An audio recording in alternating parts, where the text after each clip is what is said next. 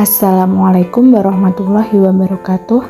Dalam video ini saya akan menjelaskan tentang analisis Prota, Promes, Silabus, dan RPP Sejarah Kebudayaan Islam kelas 4 MI yang diampu oleh Ibu Maftuha MPD. Sebelumnya perkenalkan, nama saya Roisatun Nurhima dengan NIM 1262052111061 absen 10 dari kelas PGMI 4A. Oke, langsung saja. Yang pertama yaitu analisis Prota.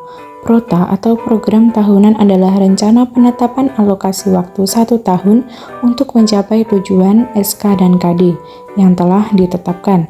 Penetapan alokasi waktu diperlukan agar seluruh kompetensi dasar yang ada dalam kurikulum seluruhnya dapat dicapai oleh siswa.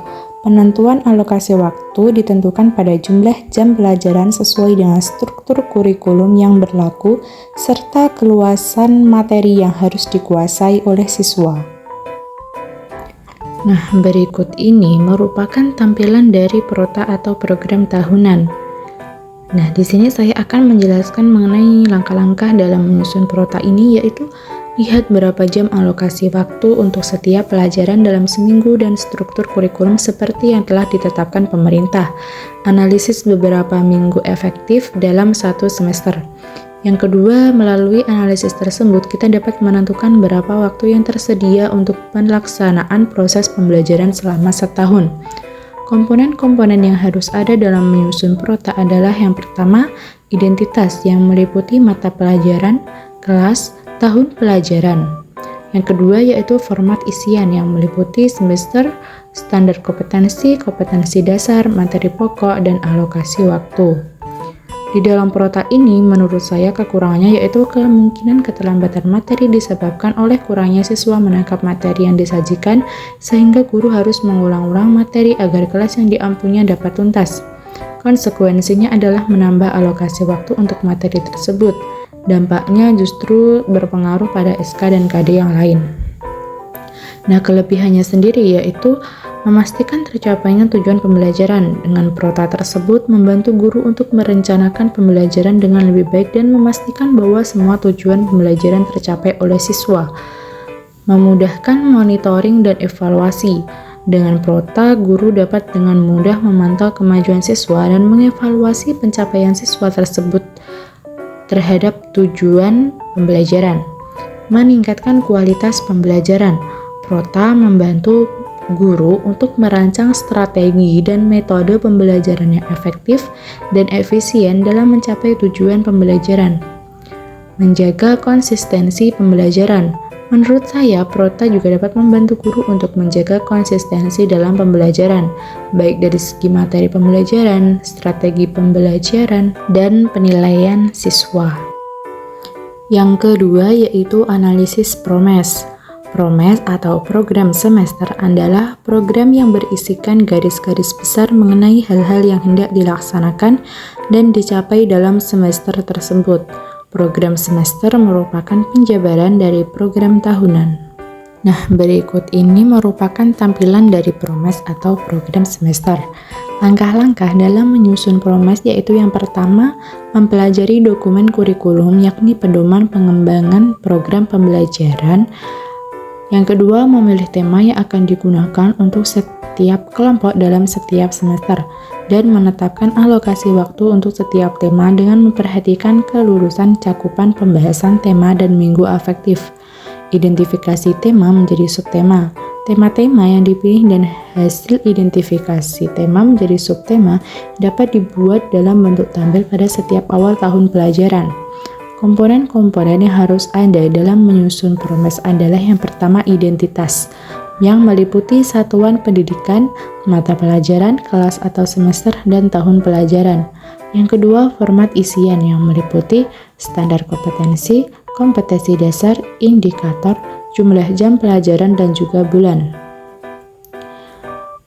Di dalam Promes ini menurut saya kekurangannya yaitu memerlukan waktu dan usaha. Dalam Promes ini memerlukan waktu dan usaha yang cukup terutama bagi guru yang belum berpengalaman dalam menyusun Prota dan Promes. Terlalu kaku. Promes ini menurut saya terlalu kaku, terutama jika guru tidak memperhatikan perubahan situasi atau kondisi yang memerlukan penyesuaian dalam pembelajaran. Kurang fleksibel. Promes ini kurang fleksibel dalam memenuhi kebutuhan individu siswa atau situasi pembelajaran tertentu. Kurang dapat mengeksplorasi potensi siswa. Promes tersebut lebih berfokus pada pencapaian tujuan pembelajaran daripada mengeksplorasi potensi dan kreativitas siswa. Dan kelebihannya dari promes tersebut adalah sebagai panduan untuk merencanakan kegiatan pembelajaran yang terstruktur dan terencana, memastikan bahwa pembelajaran berlangsung sesuai dengan tujuan pembelajaran yang diharapkan dan standar kurikulum yang berlaku. Membantu guru mengelola waktu dan materi pembelajaran secara efektif dan efisien. Yang ketiga yaitu analisis silabus. Silabus merupakan penjabaran standar kompetensi dan kompetensi dasar ke dalam materi pokok atau pembelajaran, kegiatan pembelajaran, dan indikator pencapaian kompetensi untuk penilaian. Nah, berikut ini merupakan tampilan dari silabus pembelajaran. Kekurangan dari silabus ini yaitu tidak dirancang sebelum pelaksanaan pembelajaran. Materi pembelajaran dan urutannya dinegosiasikan pada siswa selama pembelajaran berlangsung. Fokus pada proses daripada hasil atau produk berkaitan dengan metodologi karena silabus ini berisi sejumlah aktivitas yang dilakukan oleh siswa. Dan kelebihannya yaitu silabus ini memperhatikan hakikat bahasa dan sastra sebagai sarana komunikasi dan pendekatan pembelajaran yang digunakan. Selain itu, silabus ini juga memperhatikan 4 keterampilan berbahasa yaitu mendengarkan, berbicara, membaca, dan menulis.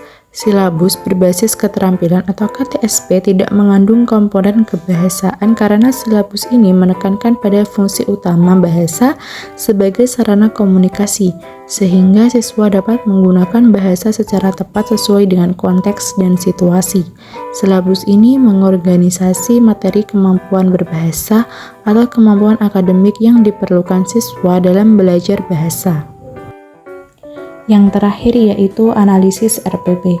RPP merupakan penjabaran yang lebih rinci dari silabus dalam upaya mencapai KD. Setiap guru harus menyusun RPP secara lengkap dan sistematis agar pembelajaran berlangsung secara interaktif, inspiratif, menyenangkan, menantang, memotivasi peserta didik untuk berpartisipasi aktif, serta memberikan ruang yang cukup bagi prakarsa, kreativitas, dan kemandirian sesuai dengan bakat, minat, dan perkembangan fisik serta psikologis peserta didik. Nah, berikut ini merupakan tampilan dari RPP atau Rencana Program Pembelajaran. Kekurangannya yaitu dikhawatirkan terlalu banyak format RPP yang berbeda antara satu guru dengan guru yang lainnya karena masing-masing guru mungkin mempunyai format yang berbeda-beda sehingga kepala sekolah dan wakil kepala sekolah bidang kurikulum atau juga mungkin pihak-pihak lain merasa kesulitan dalam mengevaluasi karena format RPP guru yang berbeda-beda. Kelebihannya yaitu dapat membebaskan beban guru dari belenggu administrasi yang selama ini guru membutuhkan banyak waktu untuk persiapan, sehingga guru mempunyai waktu lebih banyak untuk memaksimalkannya dalam bentuk aplikasi proses pelaksanaan dalam kelas yang lebih maksimal.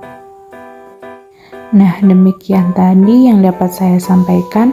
Jika ada kurang lebihnya, saya mohon maaf ya sebesar-besarnya. Akhirul kalam, wassalamualaikum warahmatullahi wabarakatuh. Terima kasih.